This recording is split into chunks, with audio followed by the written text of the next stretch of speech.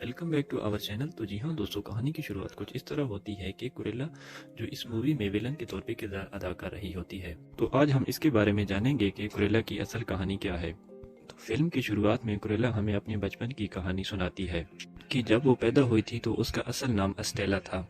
उसके अजीब तरह के बाल थे, आधे काले और आधे सफ़ेद, और इस वजह से उससे लोग दूर रहते थे। एस्टेला के साथ उसकी मोम रहा करती थी और उसने उसे अकेला ही पाला था। जब वो स्कूल जाती है तो एस्टेला की मोम उसे कहती है कि अपने आप पे काबू रखना।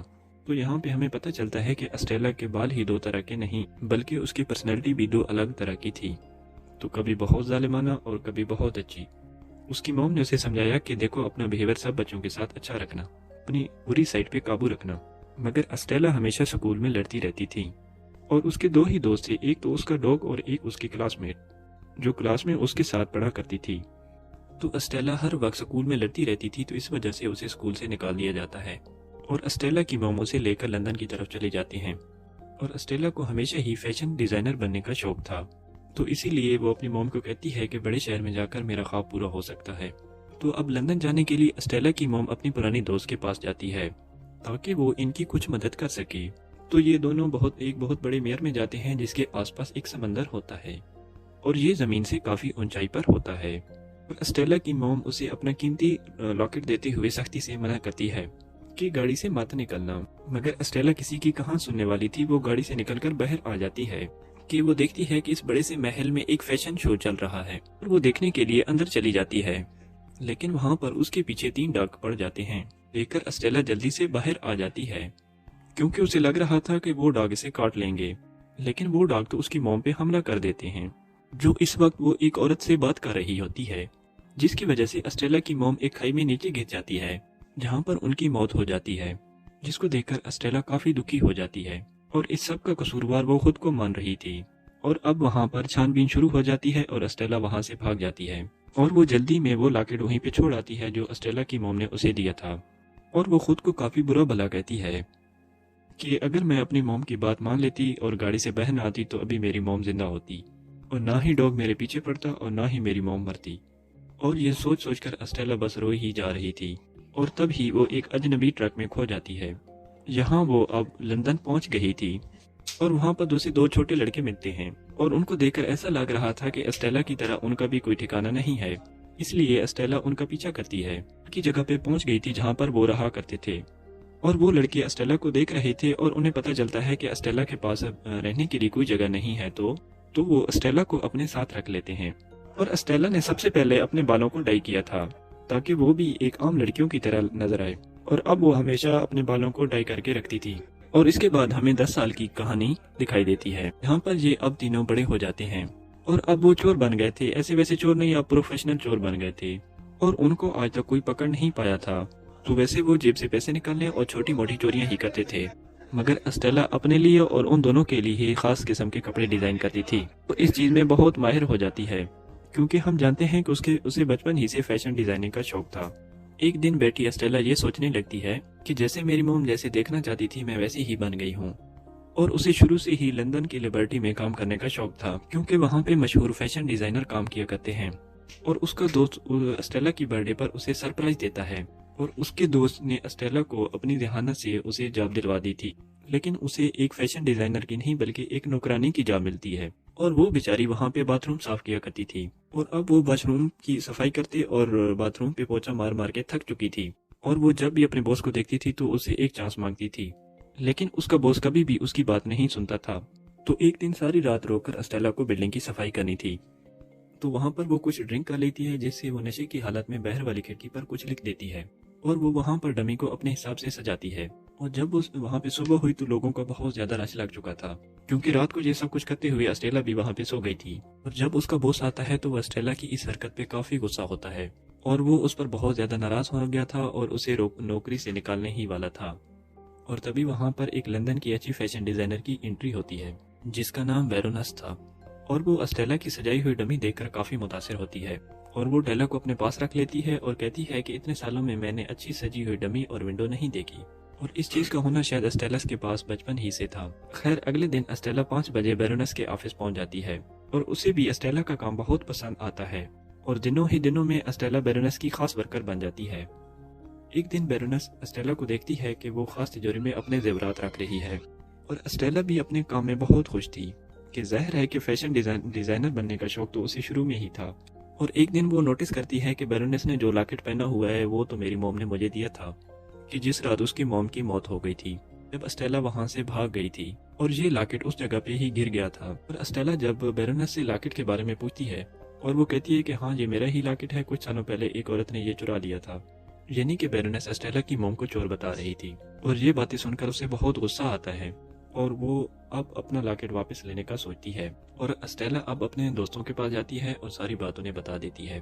तो ये प्लान बनाती है कि जब बेरोनेस पार्टी में बिजी होंगी तो हम उससे वो लॉकेट चुरा लेंगे। स्टेला के एक दोस्त तो सीसीटीवी कैमरे तक पहुंच जाता है और जबकि दूसरा तिजोरी तक पहुंच गया था और खुद स्टेला पार्टी में आ जाती है जहां पर सब ने ब्लैक एंड व्हाइट कपड़े पहने होते हैं, मगर स्टेला सबसे अलग लग रही थी और उसने रेड कलर का एक गाउन पहना हुआ था और वो काफी खूबसूरत लग रही थी।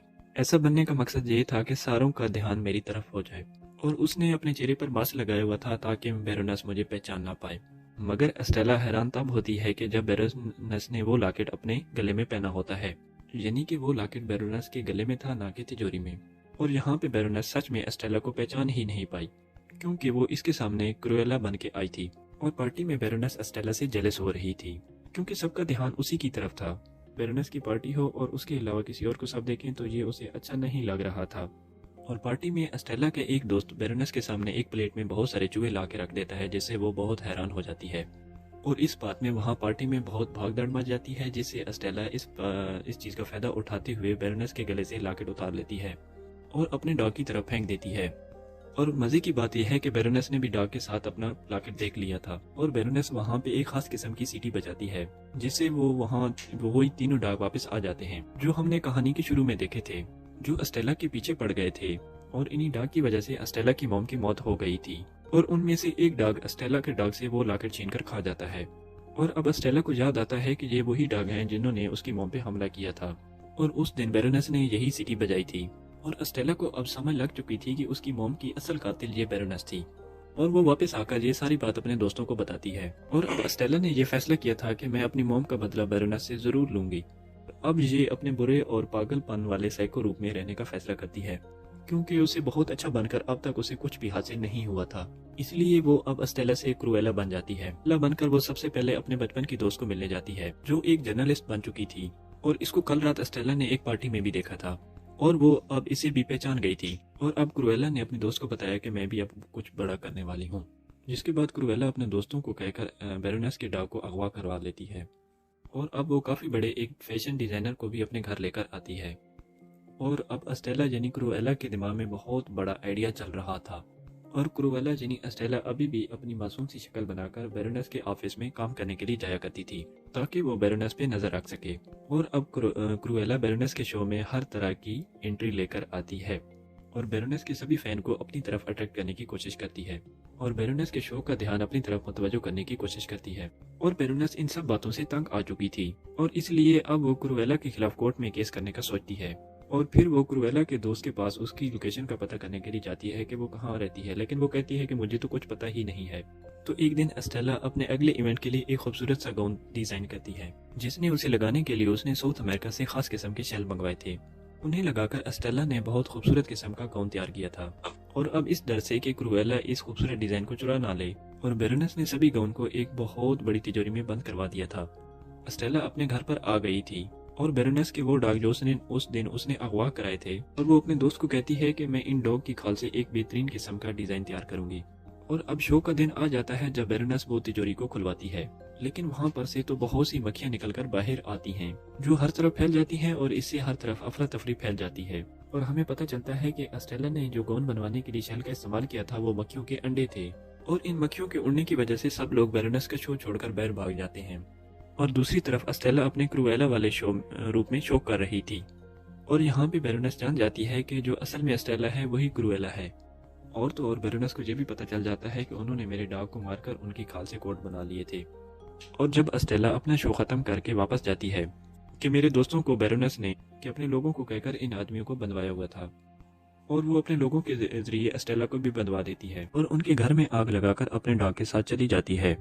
जिस पर यहाँ हमें पता चलता है कि अस्टेला ने बैरोनेस के डॉग को नहीं मारा था और अब ऐसा लग रहा था कि अस्टेला भी मर चुकी है। और अगली सुबह जब अस्टेला की आंख खुलती है तो वो बैरोनेस के घर में अपने आप को महसूस करती है और यहाँ पर बैरोनेस का एक खास आदमी अस्टेला के लिए चाय लेकर आता है और वहाँ पर वो उसे सच्चाई बताता है और उसे उसका लॉकेट भी वापस कर देता है कि बैरोनेस ही तुम्हारी असली मॉम है, दरअसल एक साइको पागल औरत है और जब तुम पैदा हुई थी तो बैरोनेस ने मुझे तुम्हें मारने का हुक्म दिया था, मगर मैंने तुम्हें नहीं मारा और तुम्हारे डैड के मरने से सारी जायदाद तुम्हारे नाम कर दी थी। ये सब बातें सुनकर अस्टेला को बहुत दुख होता है और वो सबसे पहले अपनी असल फैमिली को जेल से बाहर निकलवाती है, यानी कि अपने दोस्तों को जिनके साथ बचपन से वो रह रही थी, जिन्हें बैरोनेस ने अस्टेला के झूठे कत्ल केस में पकड़वा दिया था। और वो अपने दोस्तों के साथ मिलकर एक प्लान बनाती है और बैरोनेस की पार्टी होने वाली थी तो अस्टेला उसके सभी मेहमानों को अपने हाथ से सिले हुए कपड़े पेश करती है और उधर बैरोनेस को भी पता चल चुका था कि अभी अस्टेला जिंदा है और बैरोनेस की पार्टी उसी महल में थी, यानी कि अस्टेला की मॉम बैरोनेस जिसने अपनी नौकरानी को कत्ल किया था, यानी कि अस्टेला की सौतेली मॉम को, क्योंकि वो उस वक्त बैरोनेस से पैसे लेने आई थी ताकि उसकी बेटी की अच्छी सी परवरिश कर सके, मगर बैरोनेस ने उसे मरवा दिया था।